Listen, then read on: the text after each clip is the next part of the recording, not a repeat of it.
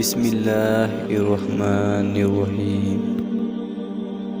حضرت علی رضی اللہ تعالی عنہ نے فرمایا، کوشش کرو کہ تم دنیا میں رہو، دنیا تم میں نہ رہے، کیونکہ کشتی جب پانی میں رہتی ہے خوب تیرتی ہے، لیکن جب پانی کشتی میں آ جاتا ہے تو وہ ڈوب جاتی ہے۔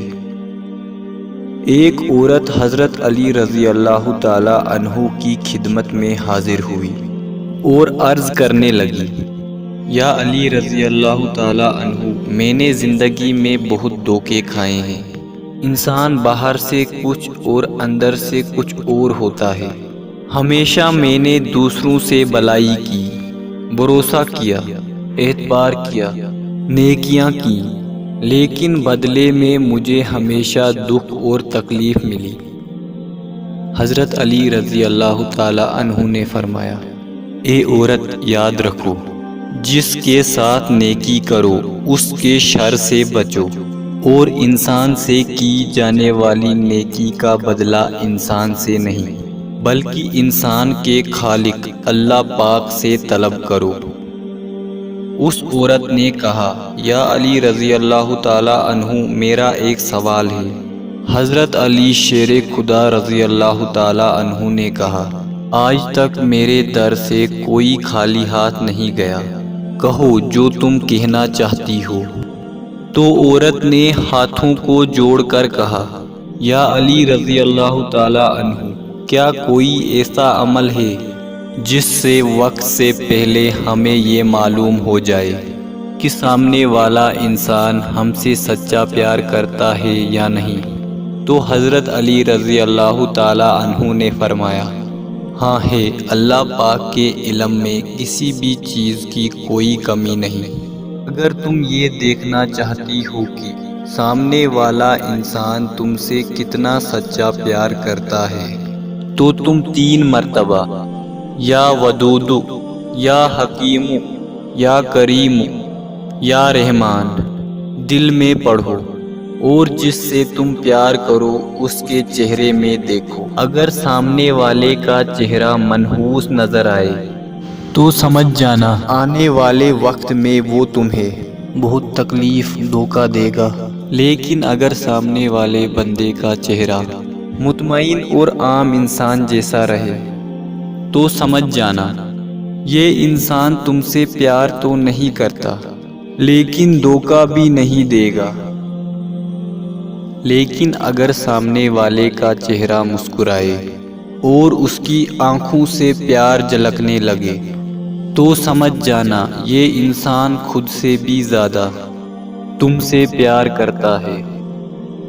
حضرت علی رضی اللہ تعالی عنہ نے فرمایا، کفر کے بعد سب سے بڑا گناہ کسی کی دل آزاری ہے۔ ایک شخص نے حضرت علی رضی اللہ تعالی عنہ سے پوچھا، یا علی رضی اللہ تعالی عنہ، ہمارے دل میں کسی دوسرے کے لیے اتنی محبت کیوں پیدا ہوتی ہے؟ کوئی اجنبی جسے ہم جانتے بھی نہ ہوں، اکثر وہ ہمارے دل کو اتنا اچھا لگنے لگتا ہے۔ حضرت علی رضی اللہ تعالی عنہ نے فرمایا، اللہ تعالیٰ نے دنیا قائم کرنے سے پہلے تمام انسانوں کی روحیں پیدا کی اور تمام روحیں ایک جگہ جمع کی تھی۔ وہاں پر جو روحیں ایک دوسرے کے بہت نزدیک تھیں، جب وہ دنیا میں ایک دوسرے کے سامنے آتی ہیں تو محبت پیدا ہوتی ہے۔ اصل میں روحوں کے ملنے سے محبت پیدا ہوتی ہے۔ کتنا عظیم ہے وہ انسان جو اپنا غم سینے میں چھپائے رکھتا ہے اور زندگی بھر ان سے مسکرا مسکرا کر کھیلتا ہے۔ ہمیشہ چھوٹی چھوٹی خوشیوں کا استقبال کیا کرو، کیونکہ انہی کے پیچھے خوشیوں کا سیلاب ہوتا ہے۔ جب تم بغیر کسی وجہ کے خوشی محسوس کرو تو یقین کر لو کہ کوئی نہ کوئی کہیں نہ کہیں آپ کے لیے دعا کر رہا ہے۔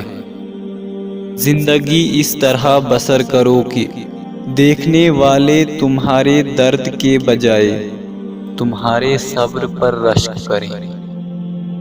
خوش نصیب ہے وہ جس نے آخرت کو یاد رکھا، حساب و کتاب کے لیے عمل کیا، ضرورت برقناعت کی اور اللہ تعالیٰ سے راضی و خوشنود رہا۔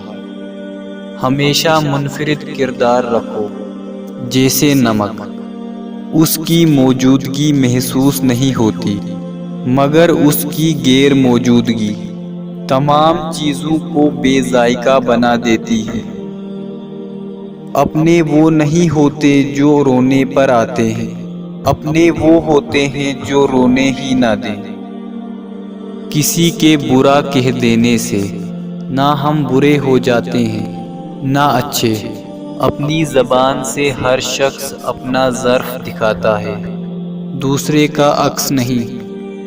رشتوں کو مضبوط رکھنے کے دو راز: جب آپ غلط ہوں تو اپنی غلطی تسلیم کریں، جب آپ صحیح ہوں تو صرف خاموشی اختیار کریں۔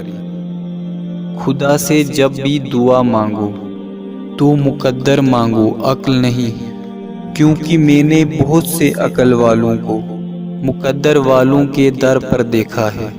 کسی کا عیب تلاش کرنے والے کی مثال اس مکھی کی سی ہے جو سارا خوبصورت جسم چھوڑ کر زخم پر بیٹھتی ہے۔ جو تمہیں خوشی میں یاد آئے سمجھ جاؤ تم اس سے محبت کرتے ہو، اور جو تمہیں غم میں یاد آئے تو سمجھ جاؤ وہ تم سے محبت کرتا ہے۔ توبہ ایسا دروازہ ہے جو موت کی ہچکی تک کھلا رہتا ہے۔ دعا ایسا عمل ہے جو تقدیر کو مات دے سکتی ہے۔ ضمیر ایسا ساتھی ہے جو ہمیشہ حق کی راہ دکھاتا ہے۔